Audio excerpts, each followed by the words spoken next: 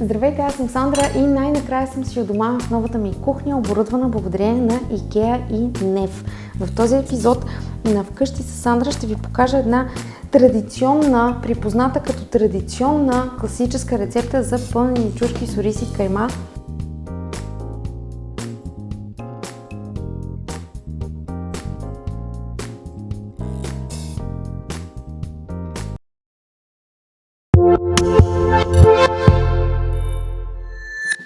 По принцип нейният произход идва от Турция, но ние считаме, че тя е българска традиционна рецепта.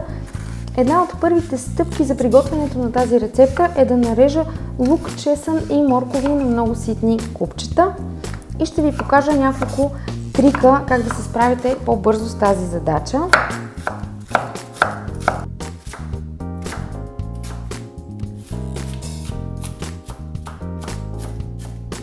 След като нарязах лука, е време да накълцам чесъна на ситни купчета. Ще ви покажа кой е най-лесният начин да обелите чесън.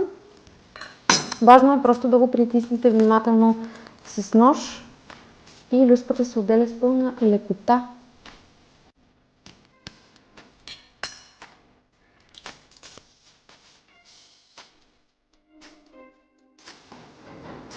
Нарязала съм чесъна на много ситно и в дълбока тенджера с капак ще загрея мазнина, като няма да използвам най-високата степен на тепло, защото чесънът е много капризна температура и аз не бих искала да го изгоря.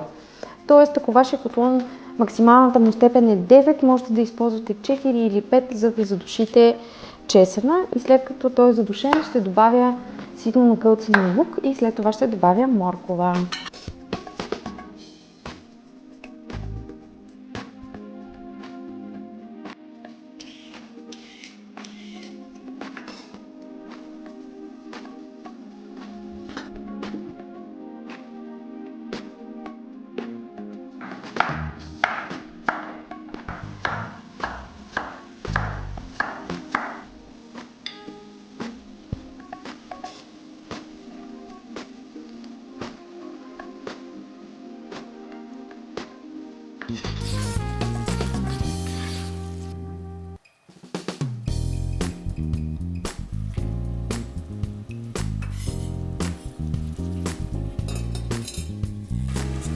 Докато лукът, морковите и чесънът се задушават в олио под капак, аз ще нарежа един стрък целина.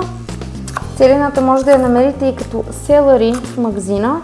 Придава прекрасен аромат и е много важна съставка за плънката на пълнените чушки. Не е част от класическата рецепта, но я добавям, защото крайният резултат от добавянето на въпросното селери наистина си заслужава. Режа го отново на много ситни купчета.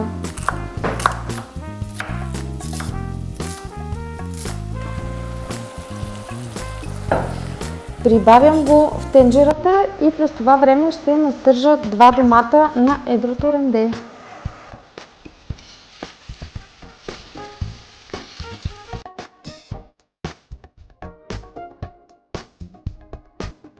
За тази рецепта може да използвате и домати от консерва.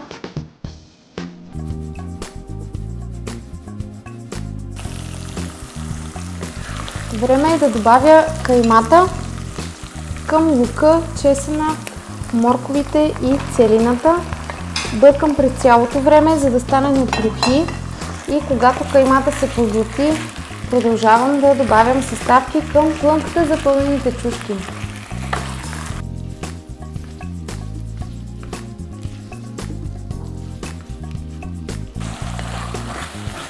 Каймата вече е златиста, раздробила се на трохи и е време да добавя около 1 чайна чаша ориз.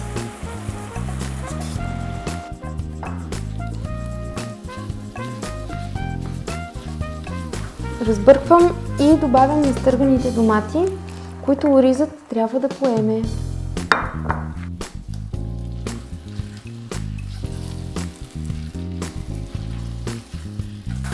Време за подправките.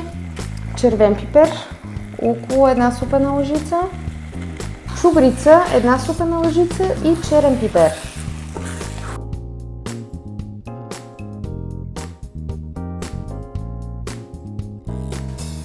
Както вече споменах, плънката за пълнените чушки е почти овкусена. Казах почти, защото ще наруша лекичко традиционната рецепта, добавяйки купче зеленчуков бульон Маги, разтворено в не повече от 150-200 мл гореща вода. Ще добавя тази смес към ориза и когато той попие течността, ще бъде прекрасно овкусен.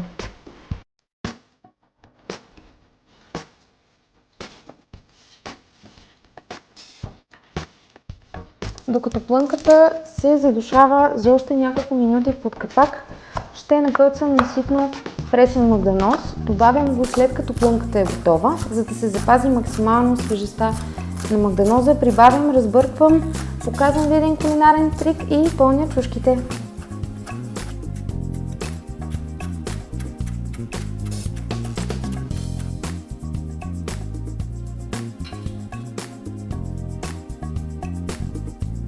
Оставям плънката леко да се охлади и през това време ще ви покажа как да оползотворите всичко ценно от чушките. Когато пълните чушки, най-лесният начин да ги подготвите за пълнене е да ги отрежете директно, но тази хубава част от чушката е хубаво да я запазите.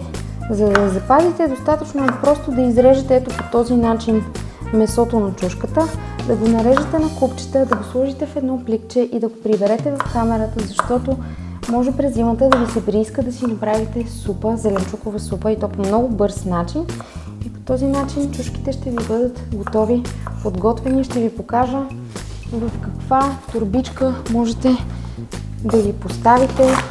Мятате ги в фризера и знаете, че зимата, когато някой от семейството ви понастине, сте в бойна готовност да му сервирате за минути топла зеленчукова супа.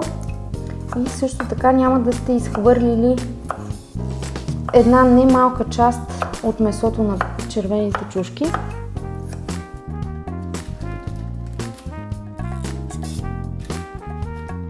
Време е да пълня чушките. Използвам лъжица, за да ми е по-удобно. И притискам плънката, за да ги напълня плътно. Подреждам ги в тавичка и ако случайно ми остане плънка, мога да я поставя в тавата съвсем спокойно, макар че като гледам, по-скоро няма да ми остане.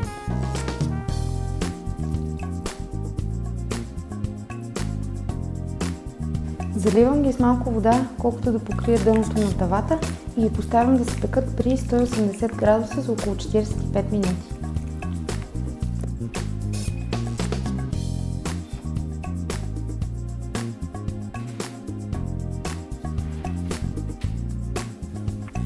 Докато чушките се пекат, ще приготвя сос бешамел, който не е съвсем класика, тъй като класиката предполага, че ще сервираме чушките с кисело мляко. Аз обаче ги сервирам с сос бешамел. За целта 125 грама масло се разтопяват в тенджерка и след като маслото се разтопи, добавям около 4 супени лъжици брашно. Бъркам динамично през цялото време, докато се получи хомогенна смес, след което постепенно на тънка струйка добавям прясно мляко, около 800 мл.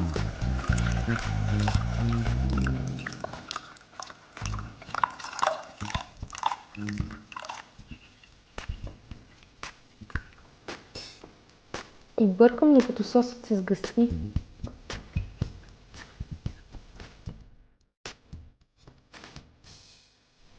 След като сосът се сгъсти, прибавям бял пипер и сол на вкус и заливката ми е готова. Щом чушките са готови, се сервират топли с горещия сос и връбчета свеж магданоз. В следващите епизоди очаквайте още популярни, интересни и достъпни рецепти, които ще подобрят кулинарните ви умения само с един клик.